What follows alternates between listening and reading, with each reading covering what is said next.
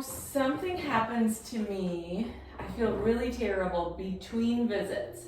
And this would be, say I come to you in person, normally. So, and you're usually booked in person. So what are my options there? When do I know, should I call, should I not call? When is it appropriate? Yeah, I would, first of all, if in doubt, call, because it always is, there's no charge to get a question into me via client questions. And when I hear what has happened, I'm able to, make a recommendation, which maybe it's just some home remedy, or maybe it's, okay, I need to see you. So I think the best way to think about it would be the exact same as, if you see a chiropractor and you typically have a monthly visit and then you go outside and you slip on the ice, well, what happens? You have, you fall, you go in and you get checked, adjusted. If you are used to getting a yearly dental cleaning and all of a sudden one of your teeth starts throbbing, you're probably not just gonna write in, you're probably gonna be like, I better go see the dentist, right? So it's the exact same thing with NRT. Now, sometimes there may be something that I kind of forecast, where I say, hey, just given what's going on in your system, given what we're putting you on right now, there is a really good chance in another week or two, you might start to have headaches, or you might start to have some joint pain, whatever. If that's the case, sometimes I will give them a heads up and say, you might end up needing some drainage, or you might need some binder. But if it's not that kind of a thing, the reality is you probably came in contact with something that you didn't plan on and you're sick, and that, I can't tell you how often somebody will be like, I don't understand, I just got tested last week and today I have this terrible sore throat and a headache. It's like, well, you just ingested bacteria and you have a bacterial major immune challenge, and so, but the only way that I can find that out is if I test somebody, and then if they want a solution, because it will always be a different solution for each person's issue, meaning 10 different people could come in with ingested bacteria and it will be 10 completely different protocols because of their body's physiology. That's why I don't do a shotgun approach, hey, take some vitamin C, hey, take some echinacea, hey, take some medicinal mushrooms.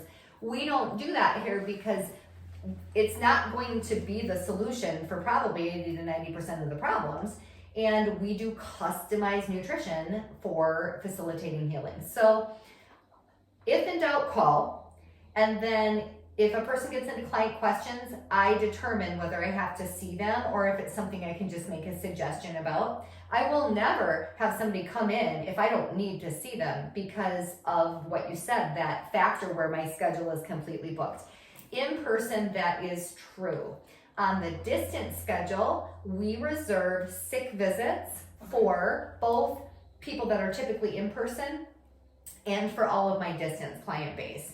So regardless, even if somebody's right down the road and they're sick, if I can't fit them into my in-clinic time, they still could easily bump over to my distance sick visit schedule. And when I have time that's allotted for that, that is when they would automatically get a test done right away. And so I reserve sick visit time every day that I'm in clinic so that we can handle the urgent care type people.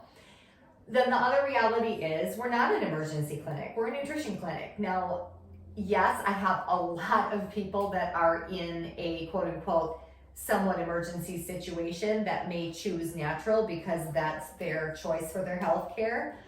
And that is my job to identify, yeah, this is totally something we can handle. The classic bladder infection, the classic, kidney stones, all those types of things, of course, we can do in clinic.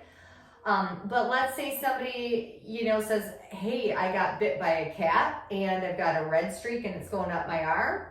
Turns out, I'm sorry that you choose to go natural, but you also want to live. And so therefore, I am going to refer you to the hospital now. Could I detox that very rapidly and with blood purifiers and, medical sauna and all of that? Potentially, but that's not my monkey, truly. I don't have that kind of liability. I shouldn't have that kind of liability. So I'm always very happy to recommend a full healthy protocol for that type of situation, but I would always recommend that they would go in to the ER, urgent care, or whatever in that sort of scenario.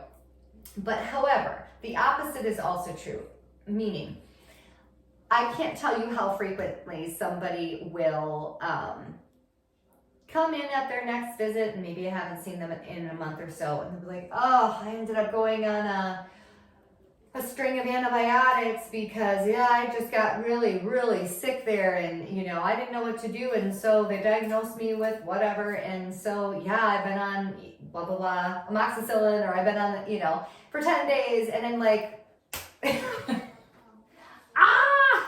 and I'm thinking, why didn't you call? Because that kind of a thing is so common. Again, people don't realize all of the different ways that they can become ill. And honest to God, 9 times out of 10, a bacterial issue is something that they ingested.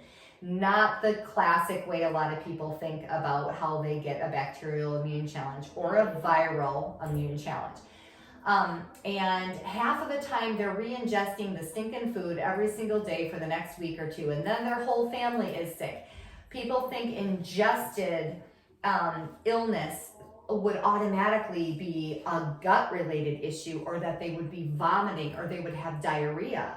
But the classic cold and flu, I cannot tell you how frequently that comes by as something that they ingest and then re-ingest and re-ingest, and the whole family re-ingests. And so anytime that I'm testing an immune challenge, we go from identifying what it is to, was this airborne? Is it ingested? Is it, a shared kind of a thing? Or was it something environmental? And so we pinpoint all of that so that not only do they get their protocol correct, but they also find out, oh shoot, those really delicious apples that I'm eating from the apple orchard that I would have assumed are totally healthy, organic, and pure, have a major parasitic immune challenge in them, and we have a whole bushel.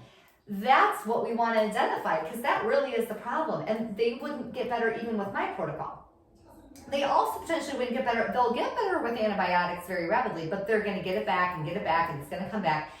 And then people take antibiotics, I say this with respect, like it's water, and they don't realize, there's a lot of research out there that would say that if you take one round of antibiotics, no matter what you ever do to replenish, I don't care if you're taking the best probiotics on the planet, you'll never be the same from that. You will not actually come back, your immune system. That's pretty severe, but again, there's a lot of research out there that looks like that. A, that. B, multiple rounds of antibiotics. Now you're inviting future parasitic immune challenges, future parasitic rehatching. You're inviting a chronic fungal issue, any possible type of chronic virus like EBV, you name it. Now you are inviting the most ideal environment for, again, arguably, maybe even the rest of your life. So taking an antibiotic lightly is one of the most foolish things that you could do. And again, people do it all of the time. So I'm not saying there's not a time and a place for an antibiotic. There has been a time and a place that I've recommended they go in to get an antibiotic. But I just wish people would understand that more, or get educated in it more.